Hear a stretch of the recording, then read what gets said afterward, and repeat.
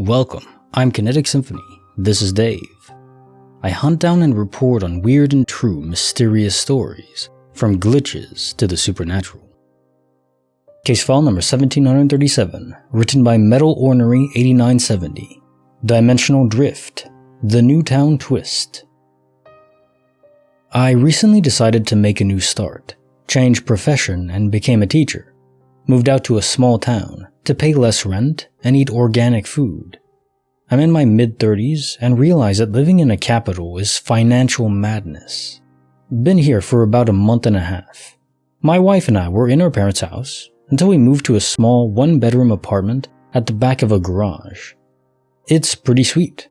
I know that the walk to the school I work at is about 15 minutes tops. But 2 days ago, I went to walk to work and it was my first time from this apartment. Given that I am now new in town, I took out my Google Maps and went for it. I had 30 minutes to get there, and as I walked towards it, I saw a route that would be 5 minutes faster. Once I took it, 15 minutes jumped to 20. Then, as I walked towards the school, the time increased to 27 minutes. I stopped and called an Uber.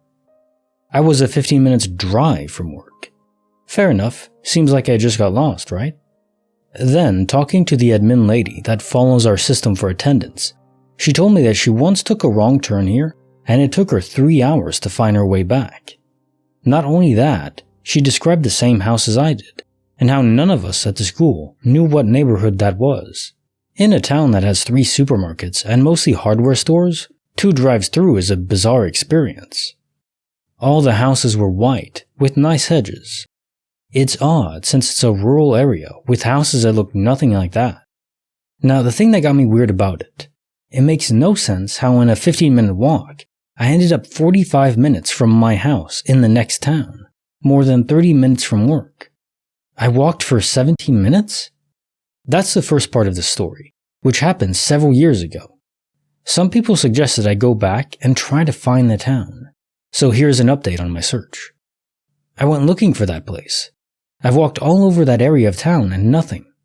I couldn't even find a place like that ever existed. I asked local gardeners about this place and walked around for hours. Ask local shop workers? No one has ever come across a place like the one I was at. Since the town in question is my wife's hometown and not mine, I just thought, okay, got lost, was weird, but I went on living. But it's been in the back of my mind that something is off. I came back to write here because I noticed weird little things and also larger things. I started to suspect that I shifted dimensions and never got back to my original dimension. Majority of things I noticed are dismissible because either I forgot or loads of glitches happened. As the saying goes, the devil is in the details. My timeline is completely off. I came back to London after being away for 5 years. My family says I have been away for 4 years. My original post was 3 years ago, and it said 1 year ago, which is also not possible, because I worked at least a year at the next school I was at when I first wrote the post. My wife is certain we lived in our hometown for 2 years. I remember 3 years ago. I didn't really give it too much thought. Maybe I'm one of those guys that messes up dates? I mean, makes sense. I remember the year above, but when I got back to London, where I grew up, is when I noticed something was really different. I went out to do errands, walked up towards the main high road, and noticed new shops. Fair enough, new shops, it happens when you have been away, but it wasn't that. It was looking at the little different things. I started to look for some shops and couldn't find them in my head. I thought I was going to have to learn my local area again. I know it's been some time and places open and close, fair enough, but I can't find the actual location of key places like post offices. Like there are 2 missing post offices, like the building. The building I looked for wasn't ever there. I went to Google to look up the history and asked local people if there ever was a post office there.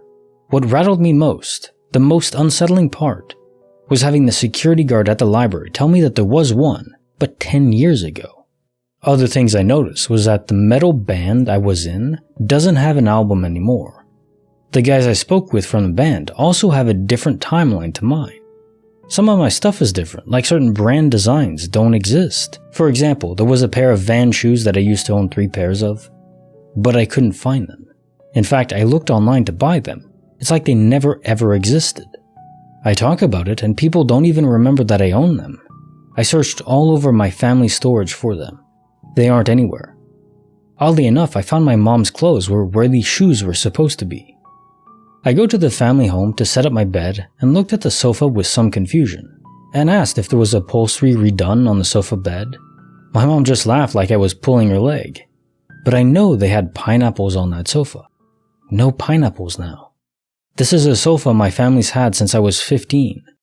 When I asked about them, my mom looked at me like I was pulling her leg, because the sofa is white now. What's more unsettling is that it's always been white. The local Greasy Spoon cafe that I ate at apparently not remembered, as if it never existed, and has been a Thai restaurant for ages.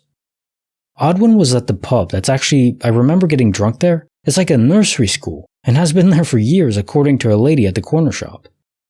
Later I went to play guitar, and I noticed that one of my broken guitars I had fixed, over the neck, and had a line over from the glue.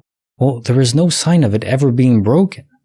One of my pedals, I had a tube screamer, is green and not orange. That was so weird.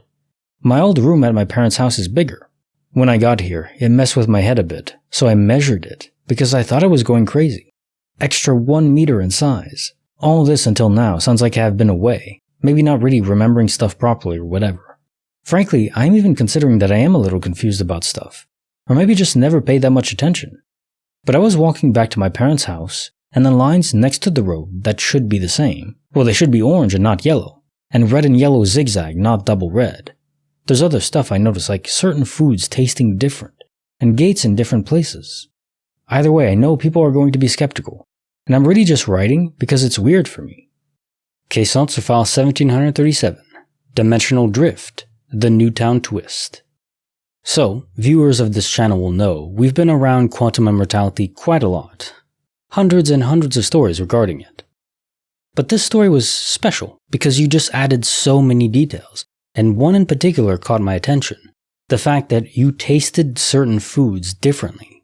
And this just has me thinking, to what extent can these alternate universes that we zip over to, just our soul, be different? How extensive can they be different? Can the laws of physics be different? Can there be enough differences in the new mind that you now occupy that even your sensory inputs, the decoding mechanism of it, like for smell, like for sight, like for taste, be different enough that you eat the same food and it actually tastes different?